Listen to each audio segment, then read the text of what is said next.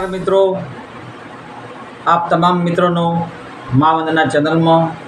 हूँ शैलेश चौहान दिलथी हार्दिक स्वागत करूँ छूँ અને એવી આશા રાખું છું કે પરમ કૃપાળુ પરમાત્મા આપ સર્વને હેમખેમ સર્વકુશળ મંગળ રાખે તેવી પ્રાર્થના કરું છું। મિત્રો, આપણને ખરાબ સપના આવવા, ગંદા ગંદા વિચારો આવવા, માનસિક સ્થિતિ બગડવી, જ્યારે તમે પૂજાપાઠ કરતા હોય માતાજીના, ભગવાનના, તમે કોઈપણ દેવી દેવતાના ગુણગાન અથવા તો તમે પૂજાપાઠ કરતા હોય, તેનું ધ્યાન ધરતા હોય, માતાજીની સેવા ભક્તિ કરતા હોય, એવા સમયે જો તમને ખરાબ સપના આવતા હોય, ખરાબ વિચારો આવતા હોય, માનસિક સ્થિતિ બગડતી હોય, તો મિત્રો એનું મુખ્ય કારણ છે કે તમારી જોડે કોઈ દિવ્ય શક્તિ આવવાની હોય। તમારી ભક્તિથી માતાજી, ભગવાન, તમે જે દેવી શક્તિને માનતા હોય, તમારી ભક્તિનો પ્રભાવ એટલો બધો ધીમે ધીમે પ્રગતિ કરવા લાગે છે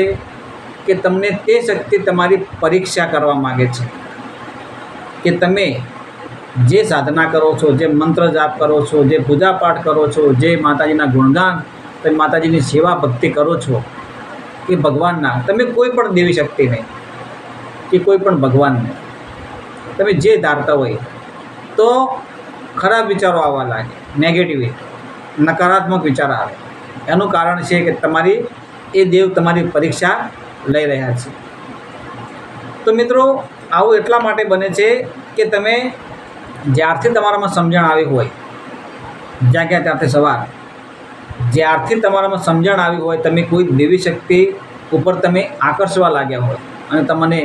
એવું લાગે કે બસ હવે મારે આટલેથી અહીંથી સદધર્મના કાર્યો કરવા છે અને આટલેથી મારે ધર્મના હિતમાં અને ધર્મનું જ સારું થાય એવું સુધરી જાય અને મારે સારા કાર્યો કરવા છે, તો તમે જે નકારાત્મક શક્તિઓના જે અનુયાયી હોય, એનો જે સંગ હોય, એના જે વિચાર હોય એ આપણને છોડતા નથી। તો તમને એવું ઘણી વખત લાગે છે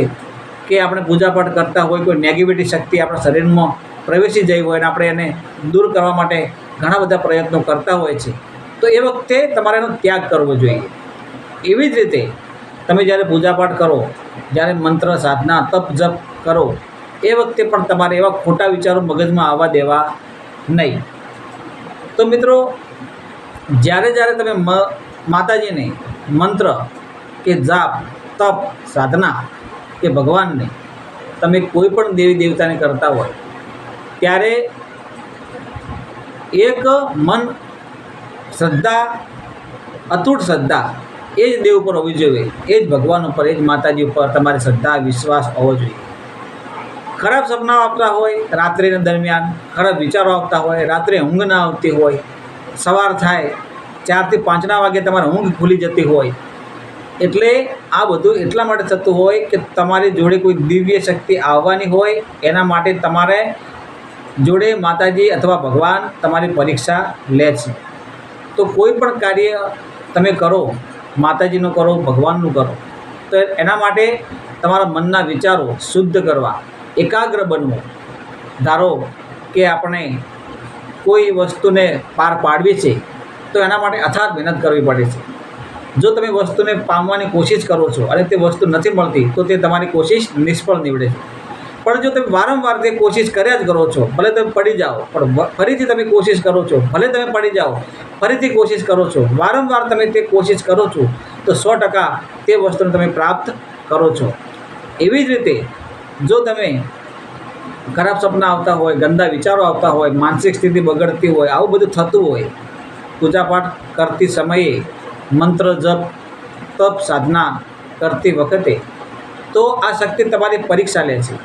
તો તમારે વારંવાર એ શક્તિને જગાડવાના પ્રયત્નો કરવા, મન એકાગ્ર કરવું અને શુદ્ધ ભાવથી, તન મનના શુદ્ધ ભાવથી ખરાબ વિચારોને દૂર કરવાની કોશિશ કરતા રહેવું।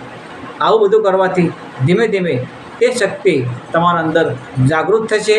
અને કોઈ પણ કાર્ય તમે સફળતાપૂર્વક કરી શકશો। ગંદા વિચારોથી દૂર રહેવું, માનસિક સ્થિતિ બગડવા ન દેવી, એના માટે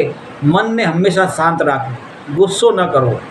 વાણી મીઠાશવાળી બોલવી, શુદ્ધ આચરણ, શુદ્ધ વાતાવરણ, આવા વાતાવરણ ભર્યા માહોલમાં જીવન જીવવું, બની શકે એટલું ધર્મના કાર્યમાં આગળ રહેવું. જય ગુરુદેવ, જય માતાજી.